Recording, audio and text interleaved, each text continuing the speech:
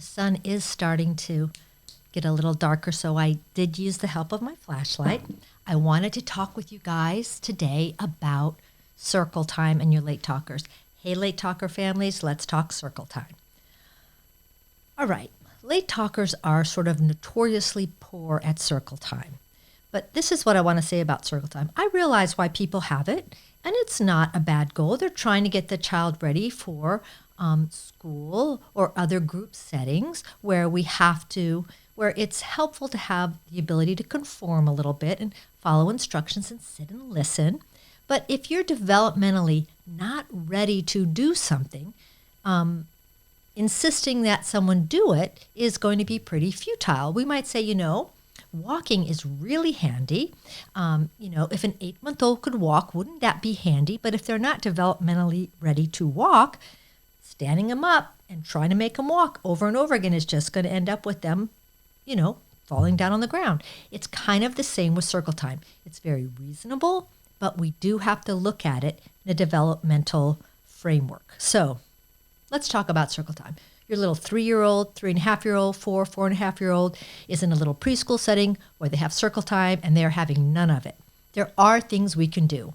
One, it's reasonable for the people in that setting to not expect that child will be free to roam and maybe, go to any toys they want or, dump out the Legos or pull out the books. We don't want them to have free reign necessarily. That's a reasonable thing.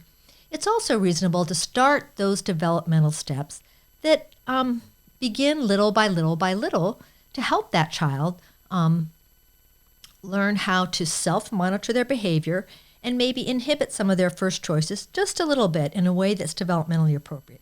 So what are some strategies? Well, some strategies are to sort of little by little by little get closer to the behavior you want. So we might call that successive approximation. So I might say to the late talker that I'm working with, there's circle time, and then I will instruct the teachers or the aides to say, look, I understand they won't go to circle time, but maybe at this desk we could have a puzzle that they like, and maybe at this little table we can have a bridge book or something they like, and we can give them a choice. We can say, all right, everybody come up for circle time, and we can go to our late talker and say, puzzle or book, right? And so that they go to their designated spot. Sometimes we can give the late talker a spot that is further away from the group, and they're happy to stay there, and we give them something that might engage them, and then we slowly work them closer to the group. We're not going to put myriads of effort into this, right? Depending on the child and the age. But, we're going to do things that kind of shape them to just walk down that developmental path of getting better and better and better at self-monitoring their own behaviors. There are so many ways to do this, and the person that you really want to help you do this is an experienced teacher and a behaviorist, somebody who's trained just in behavior. Sometimes you don't need that person, but if it is a particularly kind of perplexing situation, or you just need a little extra help, a BCBA can help you, a board certified behavior analyst. We want to be very careful and do our due diligence that when we look for that board certified behavior analyst, that we're looking for somebody with an expertise in behavior. Many BCBAs have sort of specialized in doing something called enables or running a discrete trial training clinic for children who have the classic description of autism. That's not what you want. You want to enlist the services of somebody who knows how to shape behavior, how to help a child stop running away, how to help a child keep their hands, feet, and objects in themselves, how to help a child learn how to put on a jacket, how to help a child sit at a table while they eat their meal and not graze around the house. Behavior analysts are concerned with shaping behavior. They should not care about any kind of differential diagnosis. They're experts in behavior, and they can really, really help you, not only if you find it important to get your child a little bit closer to circle time, but for any behaviors that might be interfering with their learning.